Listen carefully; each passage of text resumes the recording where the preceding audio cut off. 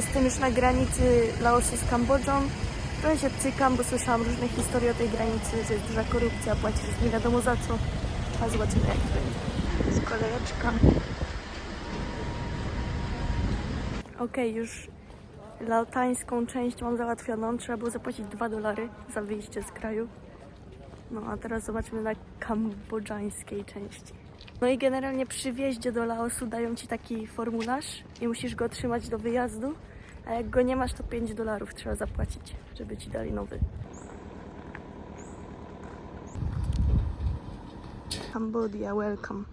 Dobra, już jestem po stronie Kambodży, teraz sobie czekam, aż wszyscy przejdą przez granicę, którzy byli w tych samych autobusach. I nie było to jakieś trudne, zapłaciłam $38 za wizę. No i tyle. Więcej się stresowałam niż to było warte. Chyba wam tego nie powiedziałam, ale jechałam do miejscowości Banlung i żeby tam się dostać, musiałam popłynąć łódką na ląd, następnie autobusem do granicy z Kambodżą, później autobusem do Stung Treng, gdzie była przesiadka na kolejny autobus do Banlung. Autobus numer 1 w Kambodży. Kolejna przesiadka na następny autobus. Patrzcie widzowie, przesiadamy się i musieliśmy wejść bagażnikiem.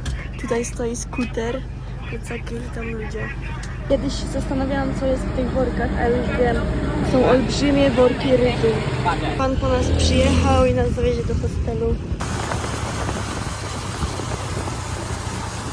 Teraz z koleżanką z Francji szukamy bankomatu, bo przy zmianach granicy jest tak, że no nie macie tej waluty.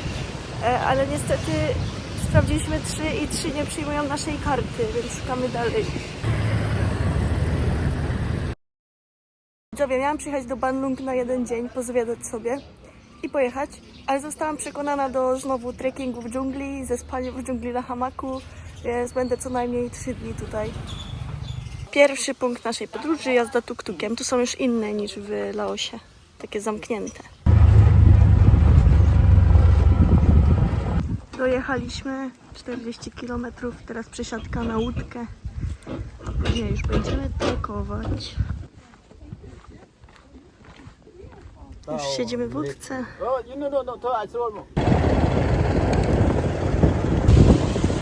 Jesteśmy cali mokrzy.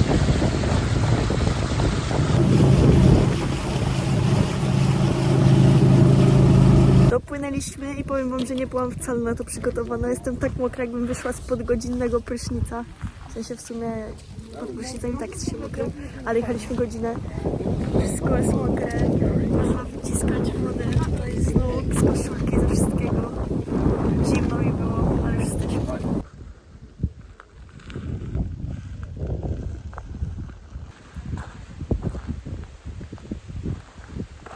Tutaj pani mi przelewa wodę z piasku do butelek i dzbanków. A tutaj mamy Water Buffalo. Nawet 3. Wow, odprężają się w wodzie, ale super. Teraz wchodzimy do domu jednego z przewodników. Nie wiem po co. Pewnie będziemy pakować jedzenie, bo tak to każdy niesie w rękach.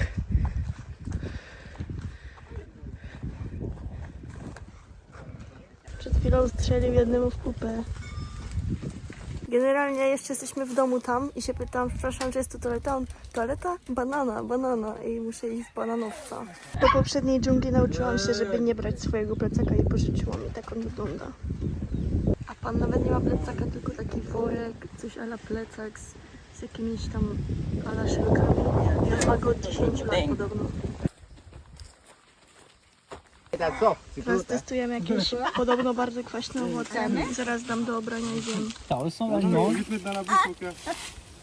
You like the cook in the fish, good, for cooking. Obrzydliwe. You like that? Owoc się nazywa pune i jest Try a obrzydliwy. little bit. Just Yeah, okay. if it's not good, why should I try? Yeah. No, Just to try.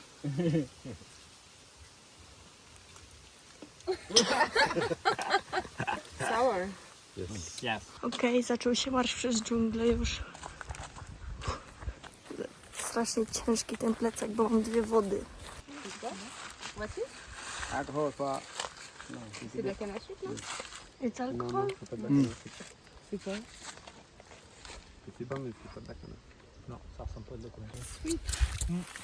Some the yeast for side the rice wine, you know. You like the alcohol?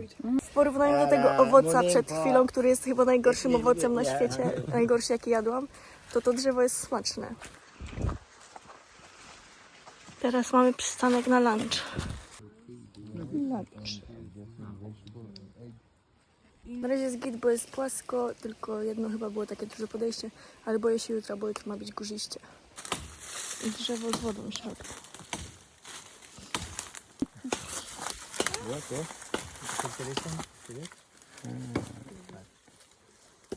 Yeah. Śmiesznie widzowie, pijemy sobie wodę z drzewa, jest całkiem smaczna, trochę gorzkawa, ale smaczna. No, regarde, il y en a pour tout le monde. Dotarliśmy pół godziny przed planowanym czasem. Dobra, jesteśmy. Tu jest wodospad, w którym możemy się przekąpać. Tam będziemy spać, a tu będą gotować. Są dwie inne grupy, więc się nas pytali, czy chcemy iść 20 minut dalej do mniejszego wodospadu i tam spać, ale stwierdziliśmy, że skoro tu jest lepsze miejsce do pływania, to zostajemy. Dobra, lecimy pływać. Już pierwsze osoby tam są, my zaraz dołączamy. A tak w ogóle to ja jestem tą narzekającą osobą w grupie, bo na każdym postoju pytałam się, ile zostało do końca i już się wszyscy śmieją za każdym razem, jak się spytam, ile do końca.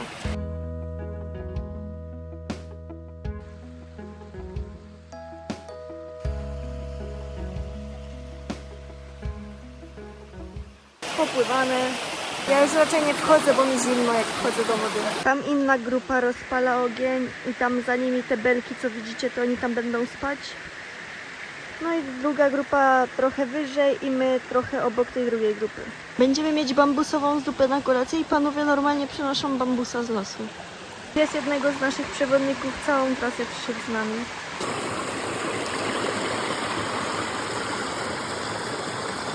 To jest robiony napój z tea tree, czyli to jest taka herbata dżunglowska. Tutaj pan robi kubeczki chyba z bambusa. Na zdrowie widzowie, to jest właśnie herbata z tego tea tree, czyli drzewa herbacianego, czy coś takiego. Nie wiem, czy to tak się tłumaczy. I teraz taste test na żywo. No trochę bez smaku. Smakuje jak lekko kwaskowata, zagotowana woda, ale za to drzewo bardzo ładnie pachniało. Ale fajnie spróbować. I też z tego kubeczka. Teraz idziemy szukać drzewa, na którym są robaki, które są naturalnym lekiem. I one zabarwią nasze białe wino na czerwono. I to wszystko na żywo. O, a my będziemy tu spać. It's already changed now. I put in my Jednak pocket. chodziło o Korę, a nie o robaki. So the Mój angielski brown one mnie is nie just zmylił, like, ale już się robi white czerwone roses. powoli to wino. I ta kora czerwona działa dobrze na rozwolnienie. A ta roślina jest na ugryzienia węży. It's for snakes bites? Yeah. So you see, when the glue of this, when the snake bitten you, and you can pen this on where the snake bite. Ah, you don't eat it, No, it's just for like can help for the snake. but it's really helps. So you need to go to a hospital. It's help. No i jest czerwone faktycznie. Teraz pan rozpala ogień samym bambusem, bez niczego. I kolacja na skałkach przy wodospadzie. Teraz idziemy sobie na spacer w nocy po dżungli. Zobaczymy, czy będą jakieś zwierzęta. Hello, my friend. Grasshopper, no problem.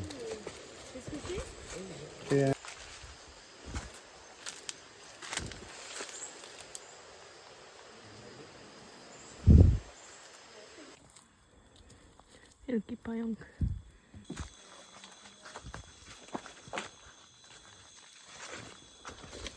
W tej huśtawce się huśtaliśmy. Znaczy ja i jeden chłopak.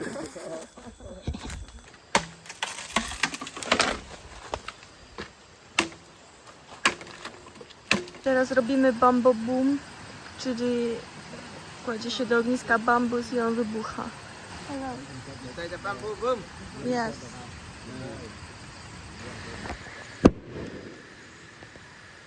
Pierwsza noc w hamaku w życiu.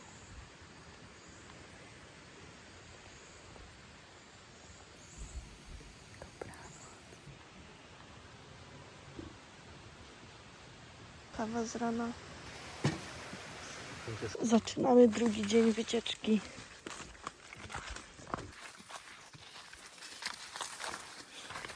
Doszliśmy do kolejnego wodospadu.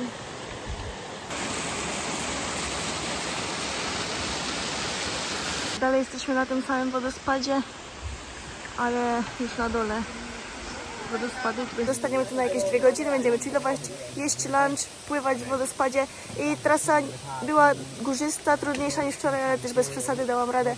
Później nas czeka podobno po płaskim jeszcze 3 godziny, ale to zobaczymy jak będzie. Trochę się spociłam. No, tutaj nawet widać pot.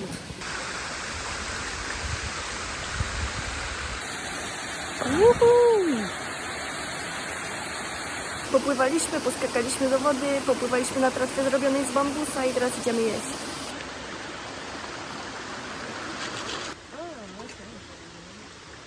Pan robi pałeczki teraz.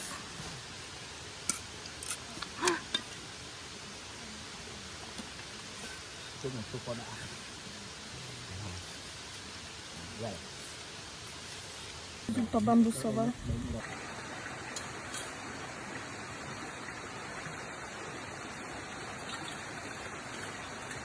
A tutaj pan robi strzały, którymi poluje.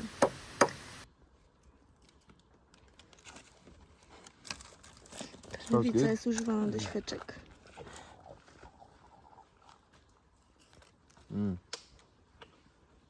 Widzowie, wyszliśmy z lasu i teraz jest taka patelnia. Godzinę mamy tak iść, albo więcej, bo mniej nie wiem, ale około. Hello, this way, over there on river. Not easy to deep like that. River. Ale no, jest taka patelnia, że się nie da wytrzymać. Przez całe 2 dni nie wypiłam 2 wód i teraz 1 butelkę wypiję pewnie w tą godzinę, więc masakra. Nie no, odczuwalny chyba jest 1 000 000 stopni. Dobra widzowie, dotarliśmy do domu przewodnika, tego co tu idzie. Więc teraz już tylko została łódka do wioski i później tuk-tuk i koniec. Nasz przewodnik mieszka w tym domku i on sam go sobie zbudował. A z tego co nam powiedzieli, to jak jest pora deszczowa, to tutaj wszystko zalewa i oni muszą uciekać na tą górę, co tam jest. Za tym widać w tle, na tą górę. A mówił, że wcześniej mieszkał w tym domku. Siadamy znowu na łodzie i jedziemy do wioski. Prom dla motorów. Bye bye.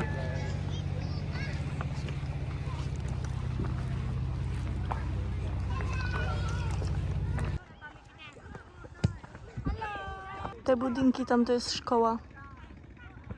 Teraz jesteśmy w wiosce, z której pochodzi nasz przewodnik i on nas oprowadził po niej, pokazał szkołę, poszliśmy na cmentarz i opowiedział nam o tradycjach i obrzędach związanych z pochówkiem, więc spoko. A teraz już pozostaje tylko wracać, jeszcze będziemy płynąć łódką, żeby się przesiąść na tuk-tuka, który nas odwiedzie do hostelu.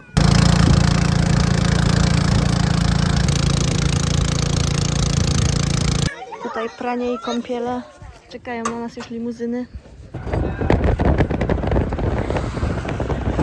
Dobra, już dojechaliśmy do hostelu. Jazda tym tukiem wcale nie była przyjemna, bo coś się stało z moimi włosami. Tak się kurzy, piasek mam dosłownie wszędzie, w gardle, w ustach, w oczach. Masakra, to była 40 km tym tuk-tukiem. Ale generalnie cała wycieczka była spoko. W porównaniu do tej z Malezji to była lightowa, ale też fajna, bo innych rzeczy można było się dowiedzieć. Też inny rodzaj noclegu. I tak w ogóle to nie wiedziałam, że bambus ma tyle zastosowań. To jest chyba jakaś magiczna roślina, bo można zrobić z niej dosłownie wszystko.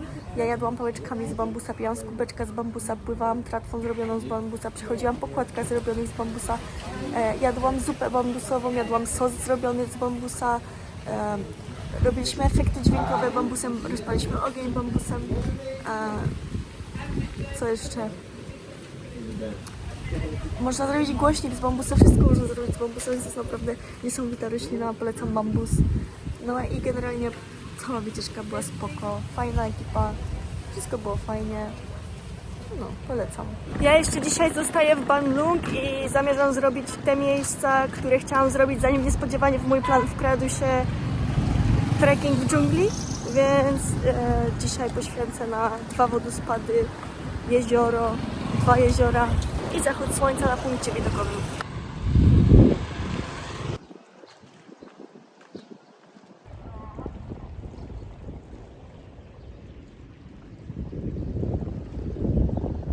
Jeszcze co do samej wycieczki do dżungli, była ona dość droga, kosztowała $60, $30 za dzień, można zrobić 2-dniową lub 3-dniową. Ja robiłam 2 dni, 1 noc i była, no tak jak mówiłam, była spoko, aczkolwiek uważam, że nasi przewodnicy byli trochę małomówni, bo raz na jakiś czas powiedzieli, a na przykład jak spotkaliśmy inną grupę, to ich przewodnik cokolwiek nie zobaczył, to im mówił, jakie to ma zastosowanie, do czego służy i pytał, a chcecie zobaczyć to, chcecie zobaczyć tamto, a nasi tak sami z siebie to raz na jakiś czas coś powiedzieli, ale jak się ich zapytało, to odpowiadali, tylko też no, w dżungli jesteś i nie za bardzo wiesz, o co możesz pytać, bo to jest dla ciebie nieznane. Ale na przykład jak wracaliśmy już do wioski, to ja spytałam przewodnika o jakieś tam rzeczy związane z ich kulturą, z ich mieszkaniem, jakby warunkami życia i tak dalej, to poodpowiadał, więc spoko, tylko trzeba było ich trochę pociągnąć za język, więc mi brakowało tego, żeby oni sami z siebie po prostu coś pokazywali częściej. W każdym razie mogę polecić tę wycieczkę i w sensie ja wiem, ja już byłam w dżungli, ale wiem, że jakbym nie poszła tu, to bez sensu bym przyjechała do tego miasta, bo oprócz tego to za bardzo tu nic nie ma. A ja przyjeżdżając tu nie wiedziałam, gdzie jadę w ogóle, więc pewnie czułabym niedosyt, więc się cieszę, że tam poszłam. W sumie fajnie tu jest, bo sobie spaceruję wokół jednego jeziora i nikogo tu nie ma, tylko ja. Widziałam może 4 ludzi miejscowych, siedzących na ławce po drugiej stronie, a po tej stronie nikogo.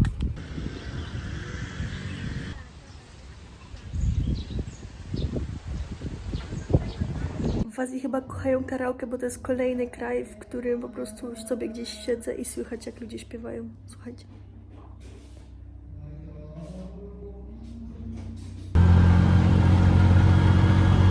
Tutaj cały ten las to są orzechy, tylko w całym rosną. To jest takie mylące, że część reszty ci wydają w dolarach, a część w ich pieniądzach. Masakra.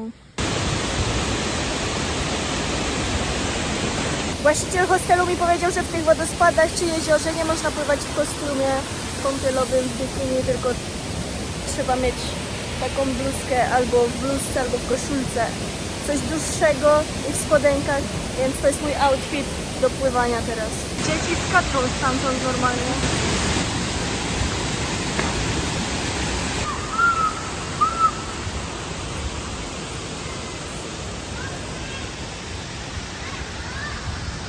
Za mną widzicie kolejny wodospad, też bardzo ładny, fajny, podoba mi się. Do niego się idzie po takim mostku.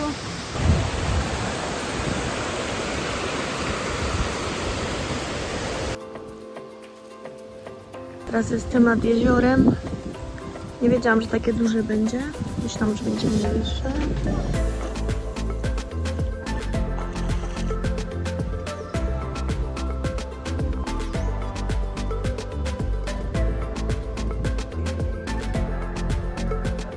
Ja nie mogę. Przyszłam sobie nad to jezioro i przyszłam na pomost i tu stały pani i 2 córki jej albo wnuczki, nie wiem. I one po kolei zaczęły sobie robić ze mną zdjęcia. Później poszły, wróciły, znowu zaczęły sobie robić ze mną zdjęcia. Tutaj takie zdjęcie, takie śmieszne to było w sumie. I były takie... Cieszyły się bardzo, że robią ze mną zdjęcia. No i oczywiście ani słowa nie zrozumiałam z tego, co mówiły, bo one nie mówią po angielsku, ja nie mówię w języku Khmer. I ta pani, jak robiła ze mną zdjęcie, to mnie po prostu ustawiała, szarpiąc mną tu na prawo, tu na lewo. I te dziewczyny po prostu, ja sobie usiadłam, później one zaczęły przychodzić i siadać obok mnie i znowu zdjęcia. No fajnie, fajnie. Ja nie mam nic przeciwko.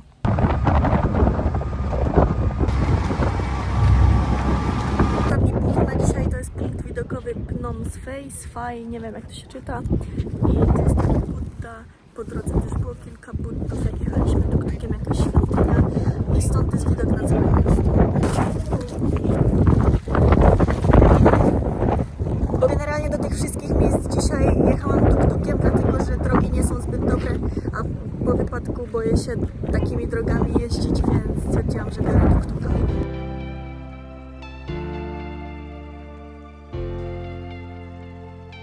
Patrzcie, to słońce nie zachodzi za nic, tylko ono po prostu znika. Stopniowo znika. Tworzyła się dżunglowa ekipa i idziemy teraz jeść. Dzień po dżungli. W tym miejscu mają tylko jedno danie i nie można nic innego zamówić. Z naszej małej grupki zrobiło się jakieś 20 osób.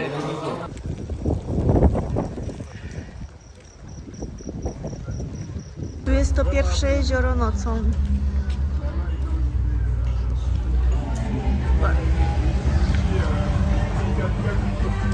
Dzień dobry widzowie w ten piękny poranek. Ja już dzisiaj opuszczam Banlung i jadę do Mondolkiri, więc do zobaczenia tam.